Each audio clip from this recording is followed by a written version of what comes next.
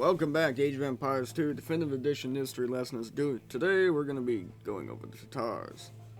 Historically, the meaning of the ethnonym Tatar had changed continuously to denominate a variety of Turkic, and Mongol-speaking groups in and around the Eurasian steppes. The term was first applied to the confederation of nomadic tribes who inhabited northeastern Mongolia starting in the 5th century. By the 11th century, they had become engaged in a bitter war against the Mongols. Under the rule of Genghis Khan, 1206 to 1227, however, the Mongols defeated the Tatars and established one of the largest empires in all of history. Ironically, the Rus and Europeans referred to the people under Mongol control as Tatars. After the death of Genghis Khan, these Tatars founded the many successor states of the Mongol Empire. While none would match its extent, some of these polities became mighty empires. When the Mongol Empire was divided into 4 appanages, the connotation with the Tatars became more specific to the northwestern region, known as the Golden Horde, 1227 to 1502. Under Batu Khan, 1227 to 1255, the Tatars continued their westward expansion, conquering Cumania, Volga, Bulgaria, Kievan Rus, and Eastern Europe. To control these vast territories, they relied on the high mobility of their armies of light cavalry. The sturdy Mongolian horses allowed them to campaign effectively in the cold weather of the Russian steppe. Although they preferred to lure their enemies into open battles, the Tatars regularly contracted Chinese engineers to build siege weapons when attacking cities.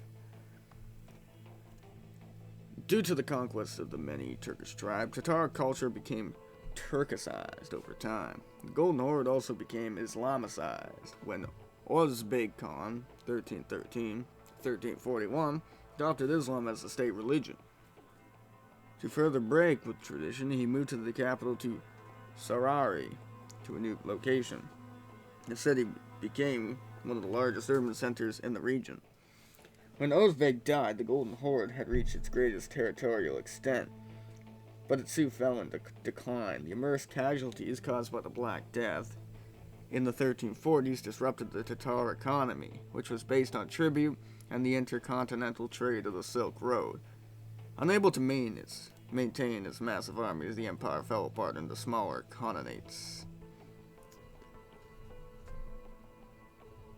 By the end of the 14th century, the age of the nomad warriors seemed to be over, as the successor states of the Mongol Empire were disintegrating.